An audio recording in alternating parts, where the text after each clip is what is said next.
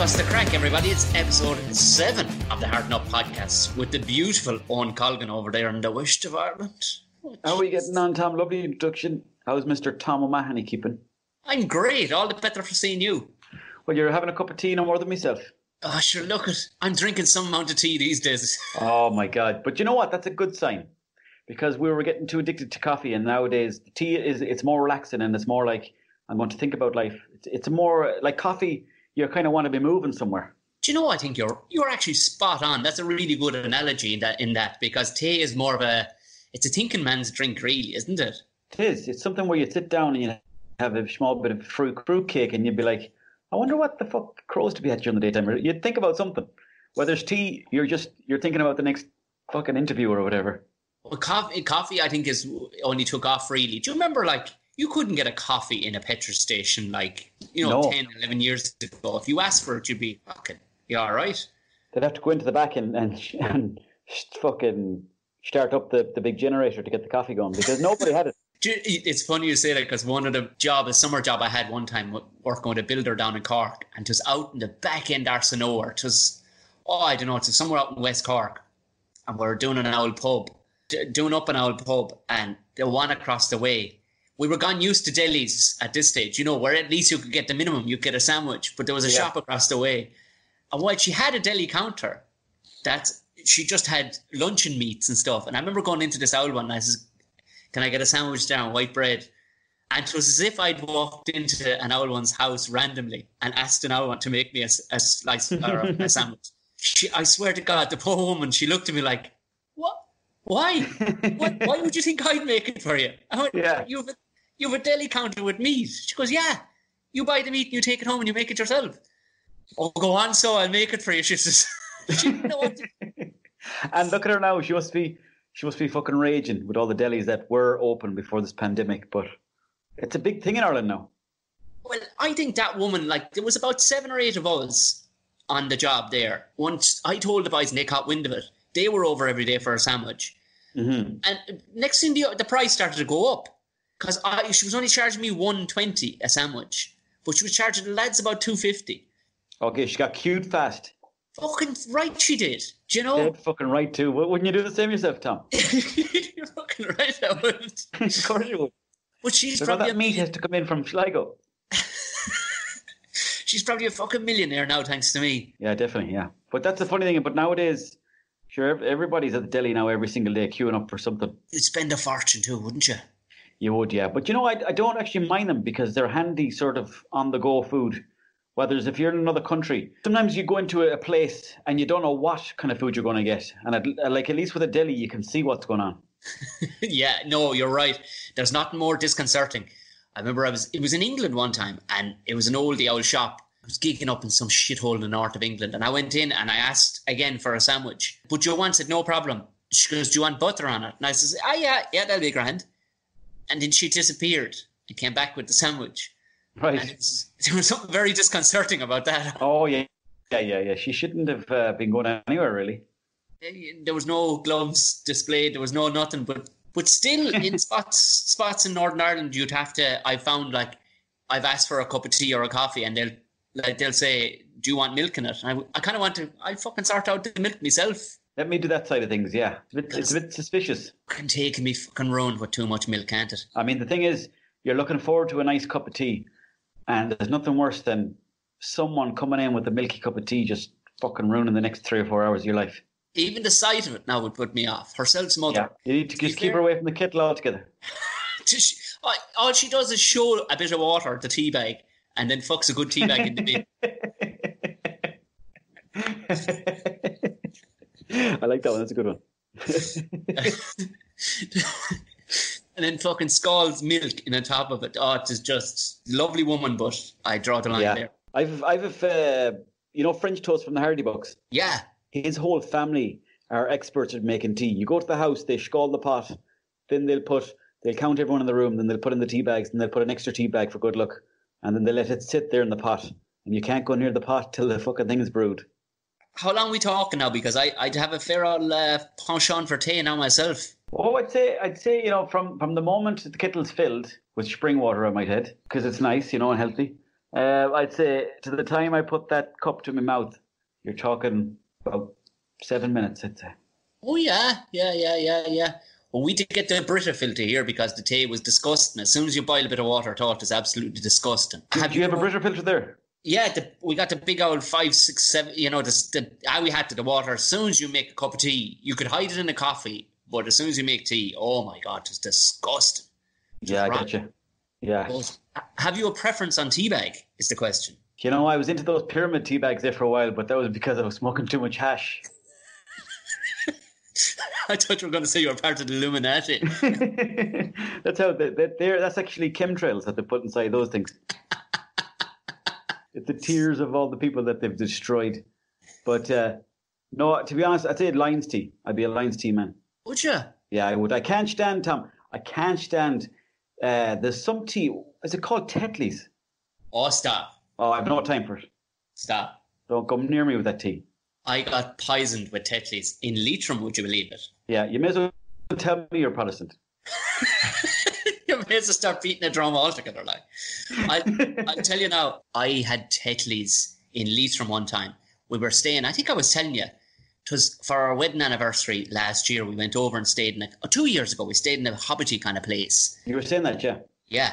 Well, they were North of England people, the two that owned it. Lovely people.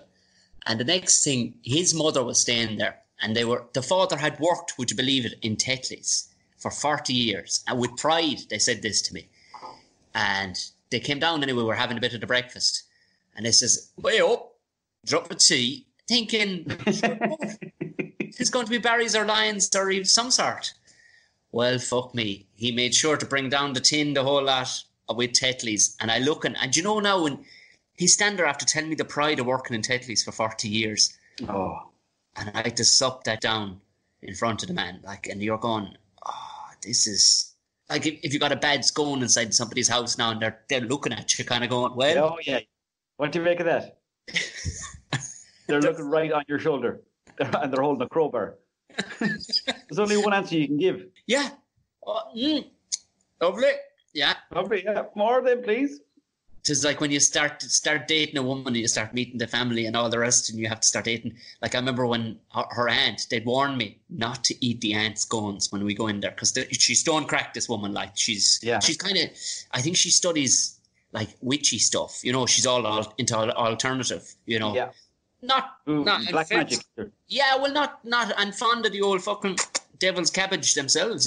So nice people, but stone fucking mad. This is, do whatever you do, don't eat the scones when she offers them to you. Well, Jesus Christ. I still have a chipped tooth to this day. What was in them? I don't know. It's fucking gravel. It was Christ, Bob. 804 or something. I don't know. It was a bag of 10, 20 gone in. They were fucking... But you have to go, Yeah, you have to play the game. You must give me the recipe to that. Yeah. Before I was over, I was hanging out with a lad from Poland, and I went over to Poland with him. He was kind of like every summer, himself and his mates go to these mountains in Poland. And anyways, I was staying at himself and his mother's house. And when I got to the house, I didn't speak any Polish. They didn't speak any. Well, she didn't speak any English. The mother. So she landed down with a cup of what do you call those purple vegetables? Beetroot. She landed down with a cup of beetroot tea, and I took a sip of it, and I was like, oh, this. So I swallowed it back very quickly, and she goes, oh, you like? And she came down with the full pot of it, and she filled me up again. The worst tea ever. Beetroot tea. Stay away. Are you supping? I'm just having one can today. Can of Druids. Taste the magic. If you have enough of them, you'll taste the magic indeed. When the crowd does flagons, they're a quality cider. Oh, yeah. Did you ever taste Great White or Frosty Jack? No, I didn't, but my teeth feel sore even with the name Frosty Jack. What was that like? Is that cider? It's that white cider. It's 7%. Oh, Christ, yeah. Stuff that'll lift paint. Fucking tinners, this shit. You can get it in a 3 litre... Do you remember the Country Spring bottles? You can get it in a Country Spring style bottle, like. Oh, the big 5 litres. Yeah. Christ above. But you'll never find it anywhere progressive. Like, you'll find it around... like shitty colleges and bad towns in the UK, you'll find this stuff. Yeah. Oh, you will be absolutely bananas on this. But it does the job it's supposed to do. but it's not a gentleman's drink, if you know what I mean. Like, Yeah. You know what? In some ways, I miss the old days of out bushing, or I don't know what you'd call it in your side of the world. Same, bushing. yeah. Be nice to go into the field just with a bag of cans and not a care in the world. You're not thinking about your job or your career or anything like that. You're just thinking the next 5 or 6 hours are going to be mighty crack here in the bushes. Yeah. When was the last time you did it? Last time I did that was probably, I'd say 3 years ago when I went to Galway, just outside up towards between the cathedral there and the town itself.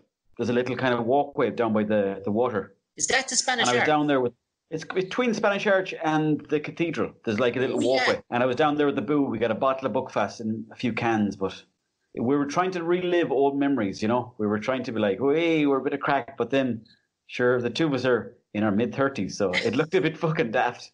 We're grown men, like. Should have been in somewhere drinking tea, I suppose. Yeah, that's the thing I've had to realise of late, that you got to call it. Sometimes you're like... Sometimes you got to call it. I'm in my 30s. I can't do that shit anymore. You know what? I don't mind. I think it's a liberating thing, because then you decide to become more ruthless with what you do and what you don't do. And sometimes you're just like, all right, couldn't be fucking arse with that now. Because I'm old, yeah. Exactly, moved on.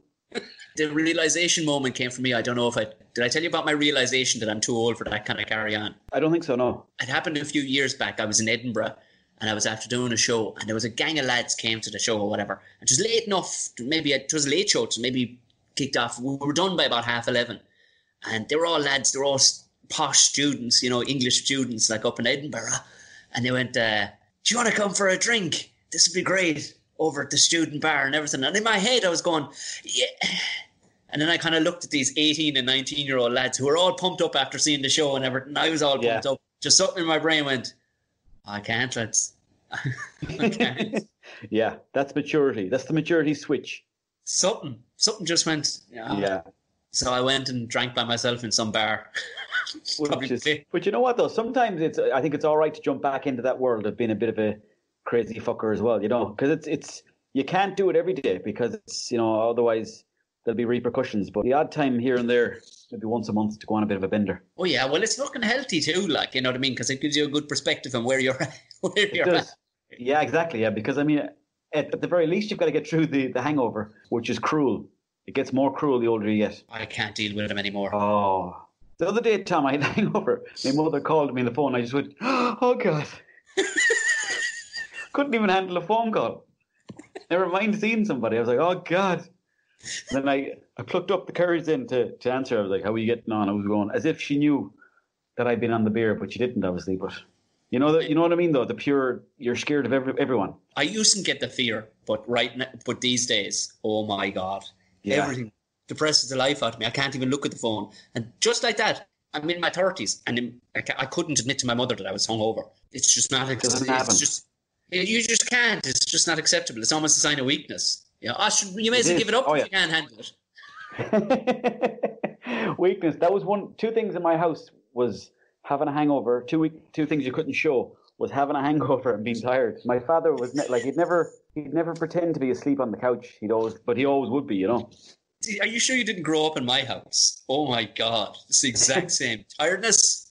Never slept. Nobody had to sleep. No sleep. Hoovering at 5 o'clock in the morning. Yeah, the neighbours can't see you sleeping. They're not. But it was like, but I remember talking with my mates, and they talk about their whole family lying in on a Sunday morning. You're going, never did I get to experience that. That's lovely. I had an uncle that used to go for naps during the daytime, and I was like, fucking hell, he's a real hippie. Our American cousins used to come home, and they'd often, I'm going to just grab a nap. That is the most foreign thing I've ever heard. Yeah, because it doesn't really exist in the Irish house, does it? To have a nap during the daytime. But there's a lot to be said for it, though. Anytime I know I nailed it in college. Oh, geez, I nailed the napping in college. Did you? Oh, I could force myself to fall asleep inside 20 seconds. I got so good at it. Would you do like in the school? Or just like... I don't know, you tip back up to the house or whatever, and I'm nipping in for a nap there, and 20 minutes by... Oh, you'll be fired up for the rest of the day after. See, the Spaniards are down, they have it nailed, like, with the siesta and all the rest. The old siesta. Yeah, it's a great job. What college did you go to, Tom? What was the story there? LIT in Limerick. Oh, you were saying that like before, I think, yeah. Yeah, just, and do you know what? Rag Week would come around once a year or whatever, but they do different things. As you talk about, like, lads still living the dream. There was this one lad, they used to have CIT, WIT and LIT would come together one of the days for kind of a mystery tour, and a load of buses would show up some fucking place. And you just all get blather drunk. Yeah. But there was this, I got introduced to this fella called Cheevers. And Cheevers, he was about fucking 31 and we were all 19, like. Mm-hmm. And this fucker used to show up with, like... Do you know what? If he showed up in the Hardy Bucks, you'd go, that cunt is over the top. He's too much. There's no way he exists in reality. Really? What kind of clothes was he wearing? He might turn up in bell bottoms wearing a suit and tie. He turned up one time wearing 2 different GA socks, Speedos, and an Ireland wig, like a big coloured Ireland wig. And this will give you an idea of Cheevers. Cheevers, apparently his parents were loaded, and he just he was basically like Van Wilder. He kept on going to college, like. Yeah. Just for the crack, like. It was more for the fun. He turned up to us one day at one of the boys' houses, and we all got the phone call or whatever to come up and visit. Cheevers was after landed on.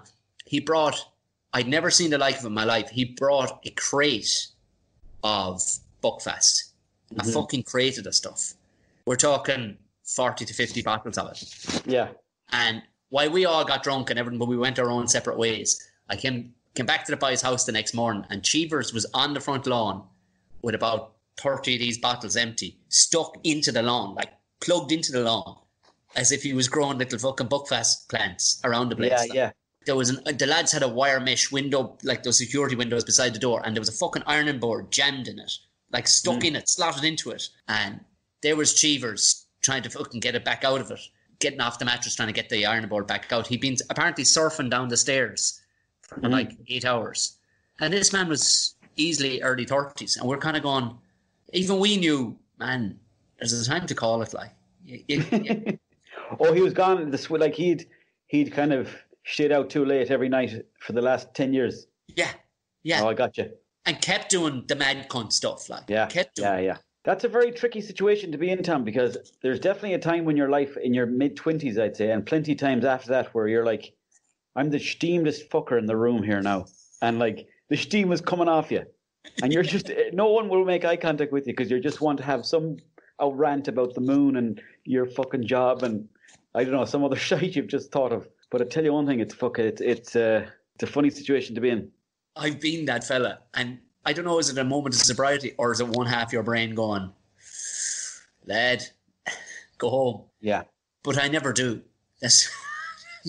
Yeah, well, it's tough. It's tough when you're having a few pints, but if you could, what worked for me, or what sometimes does work for me, when I talk to myself before I go out, I say, listen, mate, when you're out there tonight now, have a good time, and just enjoy yourself. It's fine. But if it comes to 4:00 in the morning and some lad wants to go into a Chinese to buy 2 bottles of wine and share a fucking 3-1, don't do it, because you probably don't even know him.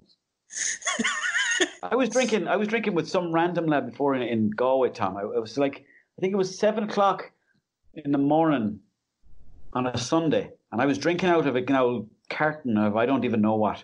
And I looked across and I was so steamed. I was like hanging out with some lad who had a dog, and I was like, I don't know who the fuck this lad is. And I just said to myself that day, "Jeez, I need to cut down the drink." Yeah. I'm sorry if I scared you, but that's the truth, you know. Do you know what? That reminded me of myself and McGahern one night. For anybody who's wondering, he played SIM card, wasn't it? That's right. Yeah, Kevin McGahern, SIM card in the Hardy Bucks. We were over in Sligo actually, it was a great night. There was a great gig in Sligo one time. The name of the venue was like its number on the street. You know what I mean? It was like Club 55 or something. You know, something like that. But it was a great fucking gig for music and comedy. It was being sponsored by McGargles or something, and we'd been given free fucking beer all night. We'd had it, and when that happens, like, you have enough. Mm-hmm. Nah, the fucking two of us must have traipsed that town. Any sniff of an extra drink. And even at one stage, the two of us looked at each other and went, I said, this time we go back to the old B&B, is it? Do you know, there was a moment where we kind of went, yeah.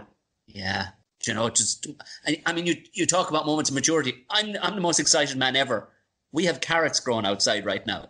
Mm-hmm. The level of excitement this morning in the house when the carrots finally sprouted out of the fucking boxes I made out of the pallets. Over the moon. Fucking running around the place like a fucking Egypt this morning, delighted with myself like I've never seen a carrot before. The little things that count, yeah, but they become the most important things in your life, as opposed to 10 years ago or even 5 years ago.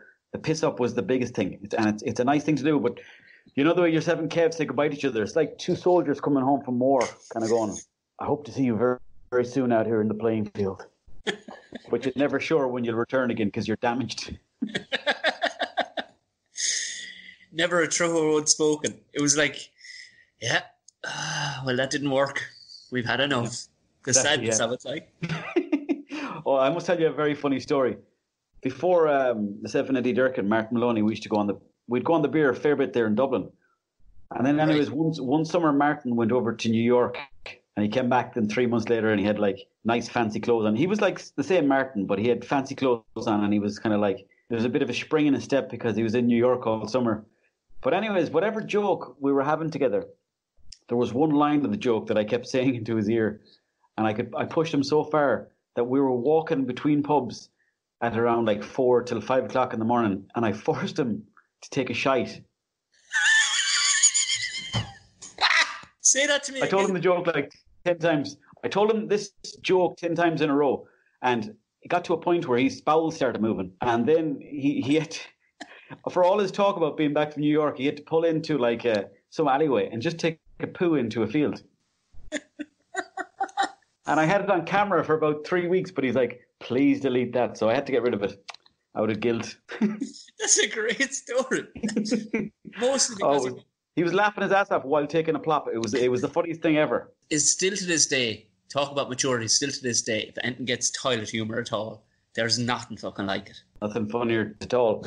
Even though I will say sometimes when I'm doing stand-up or if I forget my material somewhere, I'll often revert back to a wank joke because they're handy.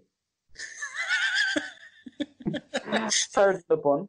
But I'd if I kind of like freaked out for a bit, I might revert back to something like that. How's the stand-up going for you, Tom? You seem to be in your element up there.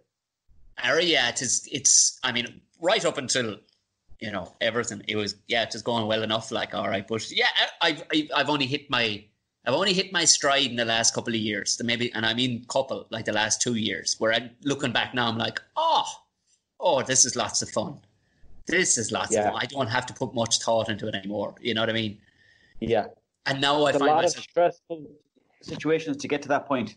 Oh, like I'm broken. I don't think I could go and do a normal job anymore. Like, you know what I mean? Just in the fact that anything they would try and say to me in the way of, guys, we need to get pumped for this. We have a big sales coming up. In my head, I'm going, oh, Jesus. I would have to act my whole way through it. A door opens up in your mind that sort of it can't be closed again in terms of like how you see the world. You're always thinking about a joke or something, trying to. Oh, yeah. And I only realize that now, like when I talk to people that don't think that way. I'm going, why don't you think that way? Oh, right. Okay, fair enough. Do you know, like the people that love bad news all the time? Yeah. Misery merchants, like. And you know what the crazy thing is, Tom? The bad news, if you twist it a slight bit, it's actually very funny, most of it. That's the ironic thing. I did one of the worst gigs of my life. I did the warm-up for the Brendan O'Connor show. Did I ever tell you about that? No, I don't think so, no. Oh, my good Jesus Christ. It was called The Cutting Edge was the name of the show. And the whole show is based around, they try to put in a bit of humour, but really it's not. They'll put a comedian on the panel, but they'll put somebody like Neil Delamere, and they'll be next. It's all very serious stuff. And the whole audience that they bring in for it are all like owl ones who love fucking bad news, like, and misery, fucking terrible thing. The total opposite to comedy. O'Connor goes out beforehand to all these, and they love him. Your man Brendan O'Connor, like, his big head. And he's like, how's it going? Oh, okay. I was thinking Brendan O'Carroll. Yeah, Brendan O'Connor, gotcha. Oh, Brendan O'Connor, like, not Carroll. There's no comedy here at all in this situation. Okay. What they want to warm up for, I'll never know. But your man comes out, I swear to God, before I go out in front of these people, and he goes, how's it going? So today we'll be talking about assisted suicide. and abortion, right? Jesus Christ, talk about lightening the fucking mood. Christ. Sure, there was women fucking quite literally put out the wet floor signs. Like, there was women just fucking creaming at the thoughts of it. They were like, oh, that's what I came for now. That good, miserable stuff. Lovely, the sad stuff. Yeah. And then all of a sudden, this fellow walks out, this floor manager with the head mic, and he's like, okay, guys, so we're going to have a comedian. Right. What a way to introduce you. Oh, as I'm walking past your man, they'd said to me, can you do 5 minutes? So I'd actually scheduled, I'd put together stuff that'll last, because I knew they were tight on time and they needed it to be exactly 5 minutes. And just as I'm walking past your man goes, actually, Tom, could you do about 3 minutes, 20 seconds? Like, okay. How the fuck do I do that? Yeah. Because you're chipping off parts of a story that might make the story not make sense if you take off the wrong part. But regardless of what I did, Owen, these people did not want to see me. Oh, my God. Really? Oh. Did you ever... I've been there, Tom. I've been there. But the thing was, I was being forced on these people too. They had come to see O'Connor and all his misery stories. Yeah. And he just gave me a little taster. And then this cunt arrived out going, well, how's it going? Yeah, what about them aeroplanes foods, huh? What's the crack? And O'Connor was sitting right behind me as well with the stars of the show. Yeah. They were all checking their notes. So they're all looking over me. Oh, my good jeez. But I realised in that moment that no matter what I would have said or done, these people, they didn't come to see a comedian. I was forced on them. And some of the floor staff were kind of chuckling along. They were laughing at my jokes. But stoic. I was actually, it was like I'd invaded their brains and went, all that misery stuff you love. It's time for some comedy. And they were like, I've never even considered that. Get the fuck out of my brain. I came here for fucking misery. I'd never gone out in front of a group of people like this before who did not want anything to do with happiness. How long ago was that, Tom? I was probably 5 years ago. And I haven't opened for him since. I didn't even know if he's still doing that show. We were on a show before as well, the Hardy Books, but ours went tits up altogether because we were drinking in the green room. Then when we got onto the stage here, Eddie Durkin and the Viper were up on stage, and the crowd were looking at us like, who are these young idiots pretending to be daft cunts? We were daft, but RT had us pretending to be daft cunts in a different way. Yeah. Then anyways, during the interview, he was asking the Viper questions and asking Eddie Durkin questions, and Eddie Durkin stood up. He walked over to the stage behind him and he goes, oh, that's a nice bit of... He mentioned some architect, and then Brendan O'Connor goes, oh, I see you know a small bit about architects, do you?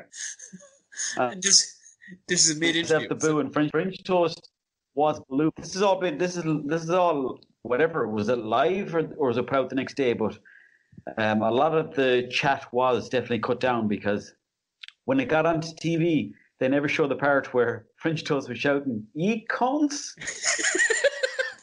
And the whole crowd looking over us like this, just like really disgusted look, like going, can't believe you guys.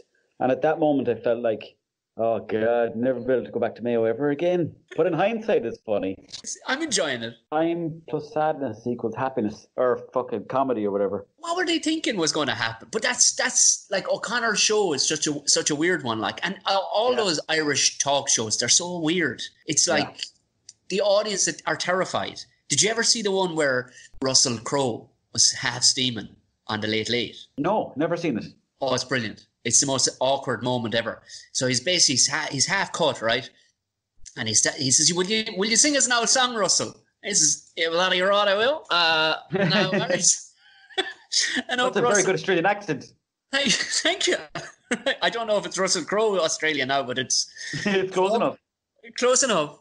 Up he gets and he was like, all right, we're going to sing. And he's something like Mustang Sally, right? Or something like that. And he's a middle of the road singer at best, you know, but it's Russell Crowe. Of course you're going to go along with it, like. Yeah. But the audience were all terrified because he went up to the band. They were up on the roof bit. And I talked to the bass player in that band, Eddie Cullivan.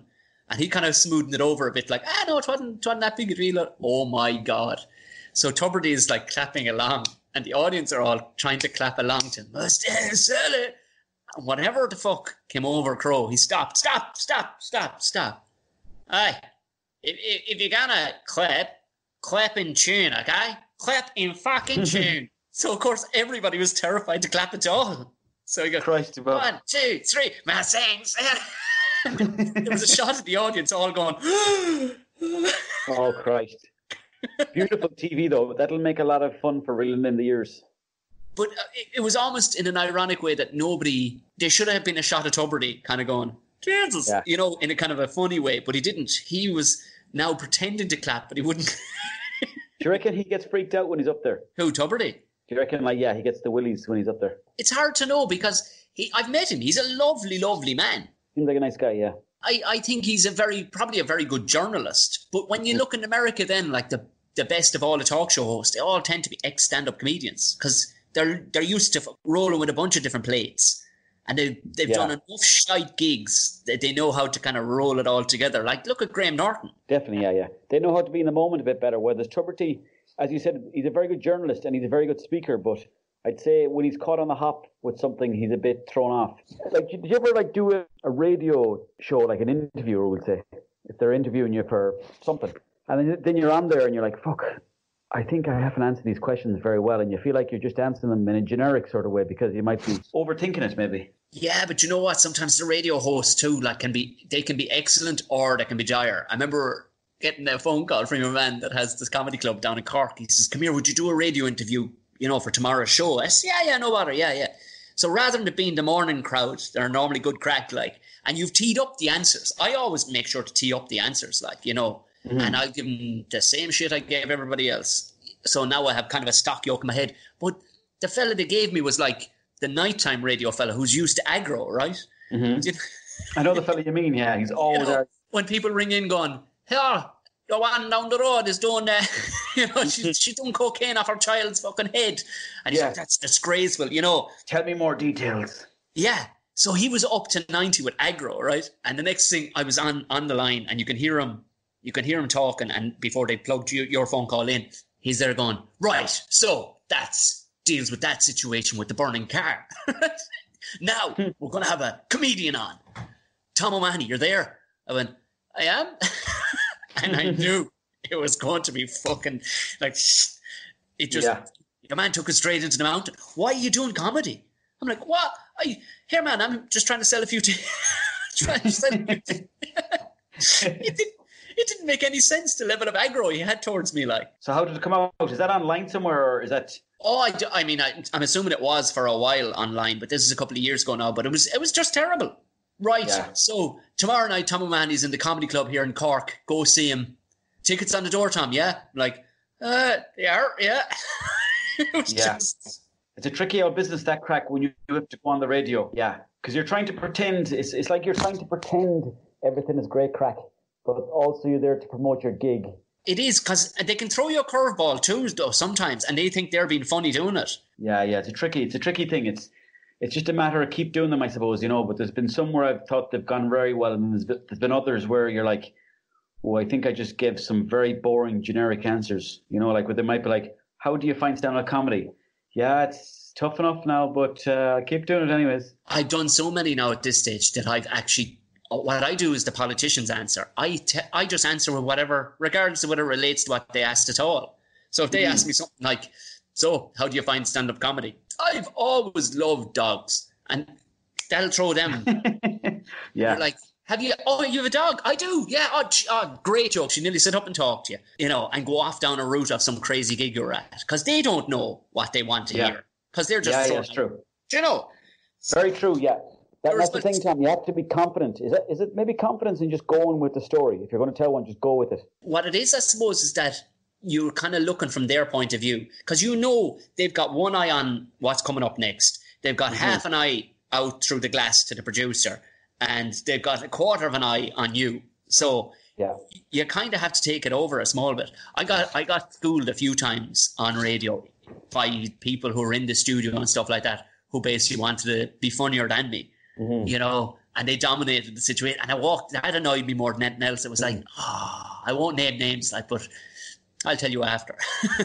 But a few times, and I remember, that's the thing. You have to either, if they see that you don't want to talk, or that someone else is getting in on top of you, it's just it's almost like a mini battle in a way, I suppose, where you have to get enough of your words in, otherwise the conversation will go on, and before you know it, they'll be like, "Well, thank you very much for the interview," because it seems to always happen very quickly, where they're asking you questions, and then all of a sudden they're like, well, thank you very much for the interview. And you're like, geez, you didn't ask me that many questions. And you think, I must have said the wrong thing. And then they always go, that was great, brilliant. Oh, yeah, class. So how's everyone in Mayo? Yeah, look, all right, get out of here. Get out of here. I think most of the time, though, it's a time. You know, they have a time limit. They're on a tough schedule, yeah. But I was on Galway Bay FM, and they were lovely to me. I was selling tickets for Caveman, and I kind of lost the run of myself, and I kind of talked on morning radio like I'm talking to you here now, if you get me. Mm-hmm. Now, I didn't curse on air, but I started. My jokes were a bit, they were a bit for the evening more than they were for the morning, and you could hear your man going, "All right, very much. You're an awful man, Tom." It's now. You're an awful man. And that was it tricky for you in that situation, or what was the... All I could do was own it and go, sure now. Anyway, come see me. And just named out the dates and all the rest of it. And in fairness, he was very sound and very capable, the guy. He was like, well, if you want more of that stuff, Tom Mahony, he'll be there in the town hall next week.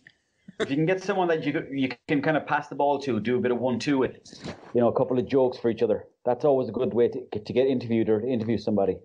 Yeah, but a lot of the time it isn't that at all. It's somebody who they're not even fucking thinking. Do you know what I mean? Yeah, they're not listening to you.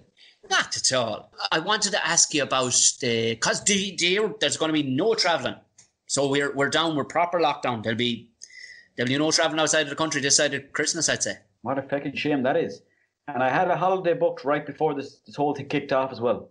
Ah, where? Into Granada. Oh. But, Aer Lingus got back to us and they said that we've got a voucher now for them, so it's not too bad. They looked after us. That's all right. Did you lose anything else? Did you lose the hotel or anything? Or?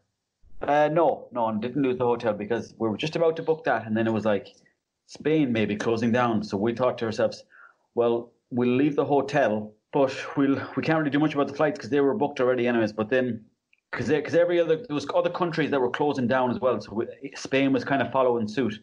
So we thought there's no point in wasting money on an Airbnb and then also on the flights. But in fairness to Aer Lingus, they got back to us fairly handy. I think though there'll be a lot of holidaying in Ireland. Oh yeah, and that'll be good for the environment too. And you see it, Tom. Even when I went for a walk there earlier on, the fucking amount of insects and bugs and spiders and birds. Are you seeing it too? A penny out there, yeah, flat out. So man, I have no explanation for it. Here beside me, where I sit, the dog's fucking bed is here beside me. The dog's bed is there, right? And the dog's food is there. We've been here 2 years in this house. In the last 3 weeks, all around this area here, in the dog's bowl, infested with slugs. Cruising up the side of the wall and they're coming in for a taste of the water. But they're gone again. They're gone again the next morning. Yeah, they're worse than fucking me. Not even stopping to say hello. But I know what you mean, though. They're everywhere. Bugs and spiders and insects and everything like that. And I suppose it's a nice thing to see. This is brilliant. Like I was saying about the travel going down, we were talking about it the last day. That I wanted to put a story to you because have you ever been? You've been on gangs of lads away and all the rest. Have you ever been on a holiday and there's a fucker comes on with you that nobody wants to come? Trying to think. Or even on a session, even on a night out. Oh, session. Oh yeah, plenty times. Plenty times in a session where there's one lad there, and you're like. Yeah, he's going to be a lot of work when everyone gets steamed up. Imagine a long weekend away to Russia. Oh. Yeah. I mean, never mind having that lad on the plane over with you, but you're going into the land of hard man. And this fella boys going to hang about. This fella with a mouth like you wouldn't believe the mouth on this fucker, right? Yeah. Well, the Russians wouldn't be long telling you. Dush, dush. Dush, dush. Dush, dush. 1, 2, uniflu. Do you know what I mean? Them boys... Russians, they love fighting. They love, the reason we were going over was, it was a gang of lads from work. We all worked together in the buildings. And 2 of the lads that had worked with us, and the boys said, we've the long weekend off over here. Would you come over and visit us? And lo and behold, we said, fuck it, we will. The 4 of us had never been, but there's bollocks in the group that worked with us that nobody wanted to come. And now this fella had never been out of the country, ever. He drove a truck. And to give you a brief synopsis of this fella, Owen, he lived his whole life on Mars bars and cans of Coke. and pretty much had a VIP card for every whorehouse in the country, right? I swear my Christ above. Yeah. Just a terrible human. Smoked 40 carols a day. Used to shout things like, Jesus. I remember going for breakfast with him one morning. I don't know why I did, but there was a group of women sitting right beside us. And he turned around, looked them straight in the face and went, Jesus, they have a great life, haven't they? The fucking women. I'm going, what? We're also here. What? If I die tomorrow, I'll bring you back as a woman. I tell you, just an obnoxious bollocks. Yeah. So he decided to land on with us. And obviously, before he left whatever tiny village he's from, they'd obviously told him a few things about Moscow that he had to see. Yeah. Now, we knew he was going to be embarrassing from the get-go, but the boys took us on a walking tour. And every corner we walked around, he'd ask the guide, is that red square over there? Is that red square? And the guide was getting fucking annoyed with him even at one stage. How many was in the group? There was about 20 people in the group, but there was only 4 of us plus him. Okay, gotcha. Yeah. And I swear my life, right? He'd annoyed the shit out of the whole group, kept on asking. This is a man in his 30s, like, kept on asking about fucking Red Square. And we get to Lenin's tomb, right? Mm-hmm. And your man's given all about Lenin and, what he meant to the Russian people at the time and how he's viewed now. And I swear on my life, your man puts his hand up. He puts his hand up and I knew something was coming. And bellows over the whole place. Here. Why would one of the Beatles want to be buried in Russia? Lenin. Yeah. Now the whole place took off roaring laughing. I mean, yeah. A cracking joke. That's like farting. Yeah, but he fell in love then with a whore. This is the shortened version. Like, he fell in love with even in the fucking flat we'd rented for the weekend. Mm-hmm. Like, we're talking 22 stone of fat. Like, walked everywhere in his jocks. Do you know? None of us knew each other even that well. There was no need in it. Like, fell in love with this whore and would not stop talking about her. Like, she was genuinely for him. She was the woman for him. And that was that. This woman was miles out of his league, like, but she, he paid for her. But it all came to a head on the second last night. Now, we were ready to fucking shoot the bastard at this stage because he kept that shit continuously embarrassing you in front of shouting. That was what the real thing was. Inside in these Russian bars and stuff. And this fucker, hi, boys, look at him after fighting. You're going, man, they'll fucking murder us. This is Russia. They don't fucking... As you say, dish 1, 2. Came over, yeah. We went to this restaurant. It was an outdoors restaurant, right? So there was kind of trees growing in the side of it and stuff like that. It was beautiful. This fucker had never seen a squirrel before in his life. A squirrel walked down along the centre aisle of the restaurant, right? Your man screamed at the top of his fucking lungs, "A fucking rat! He fucked his plate at it. He fucked his glass at the squirrel. Oh, for fuck's sake. Yeah. And that went on for a good 5 minutes, running around, like, kicking over shit. If it was in a comedy, you go, this is too much. There's nobody behaves like this shit. Christ.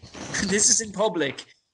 Like, it'd be one thing if he did all this shit in London at a weekend, but he did this in one of the scariest cities you can be in, where big, giant white men with fucking neck tattoos with spiders on them are looking at you like, I'll fucking murder them. And this cunt roaring around the place.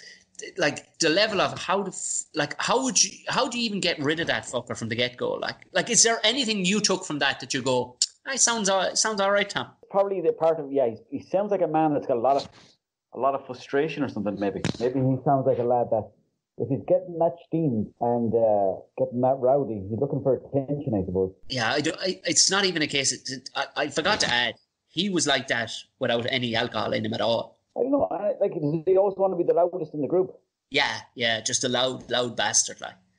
Yeah, but maybe he wants attention. Maybe he didn't get enough attention as a bambino. You're a kinder man than I. What was your assumption? Oh, I just wanted to murder him. Yeah. I mean, I can appreciate a fellow wanting. Yeah, hey, if you want attention, go be a stand-up. Yeah. Well, that's it, you see. Yeah, he probably should have did something, a different way to sort of express his wildness. Do you still hang out now? Not at all. No.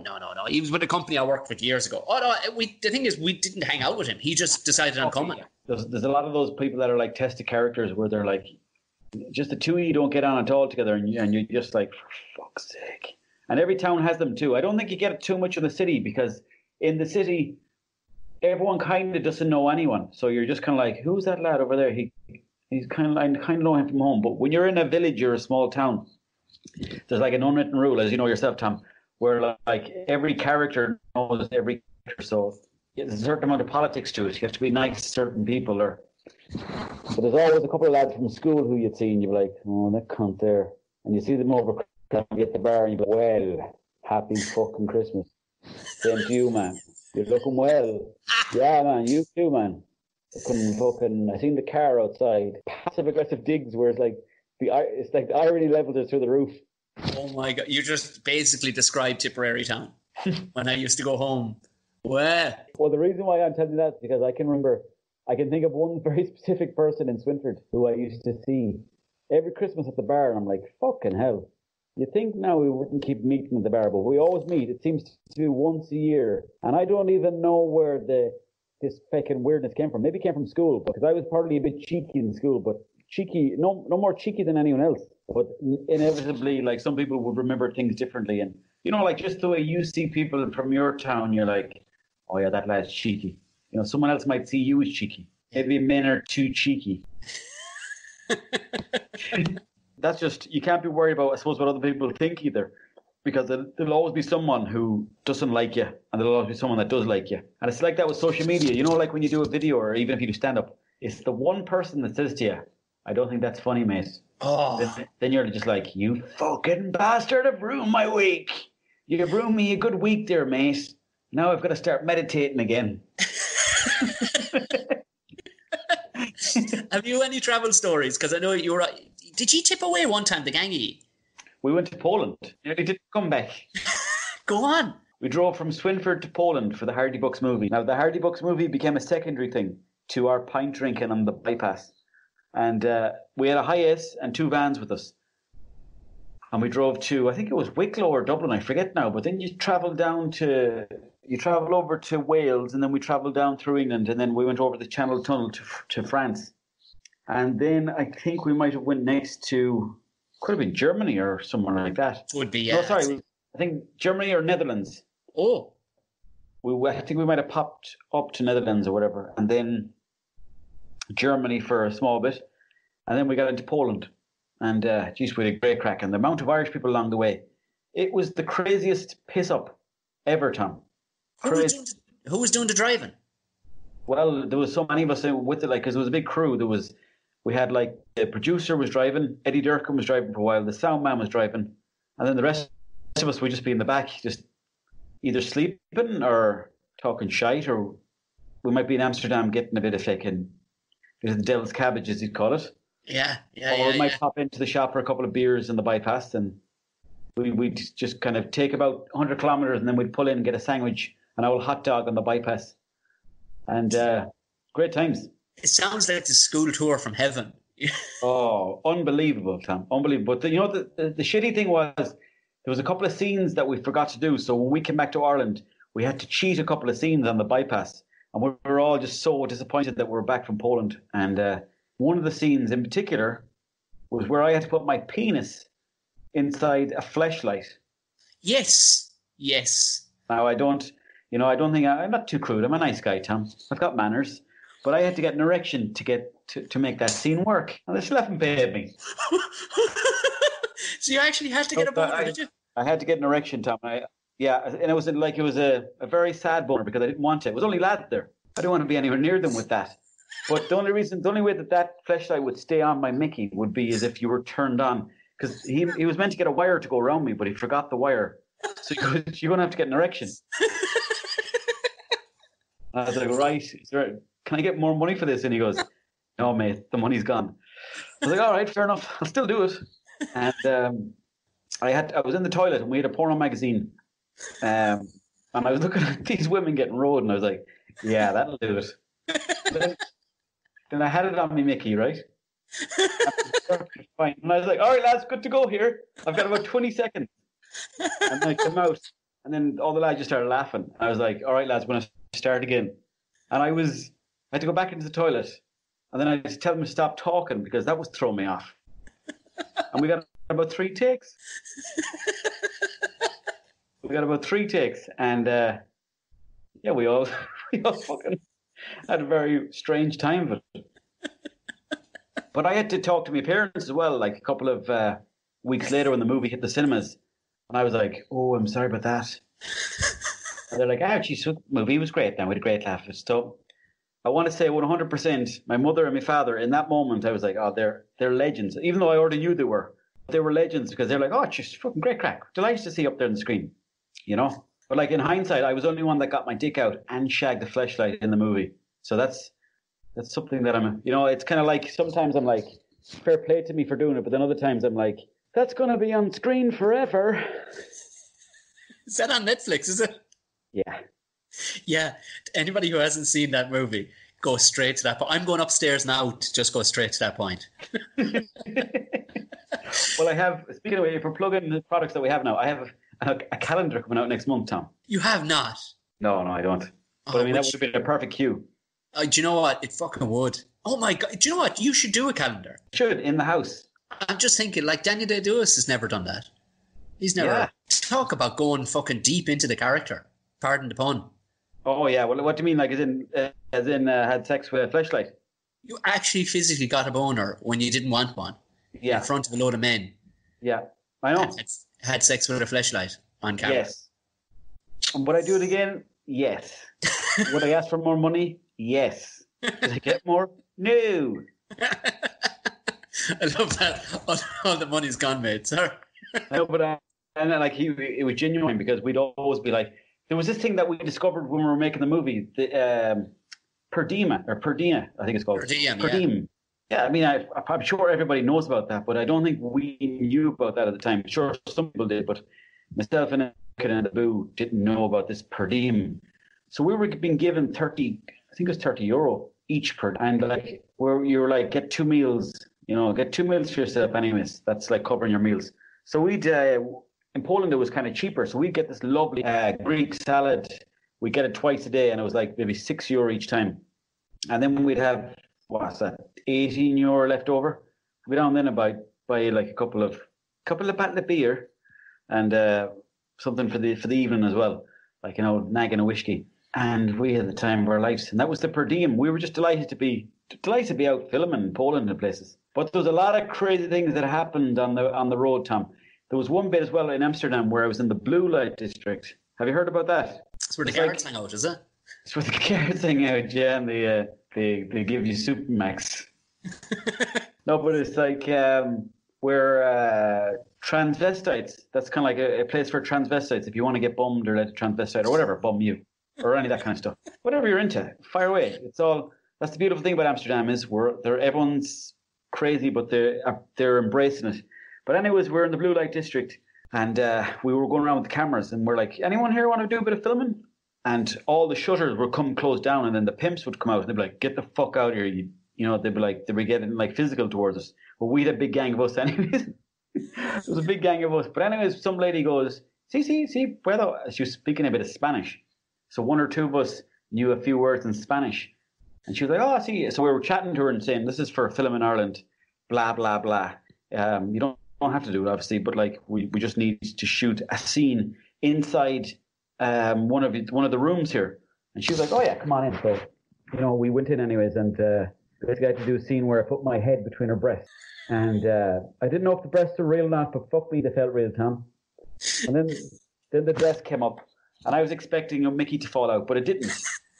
So that's just a couple of stories from on the road. I don't want to speak too many more because I seem like it was crazy all the time, because there's lots of times where we're just staying at home, doing nothing. The reality is I don't need to hear any more. The story of the Fleshlight is possibly, I swear to God, Netflix is going to blow up when people, because they're just going to run straight to that fucking scene. That's possibly one of the greatest things I've ever heard in a podcast going. There's no topping that.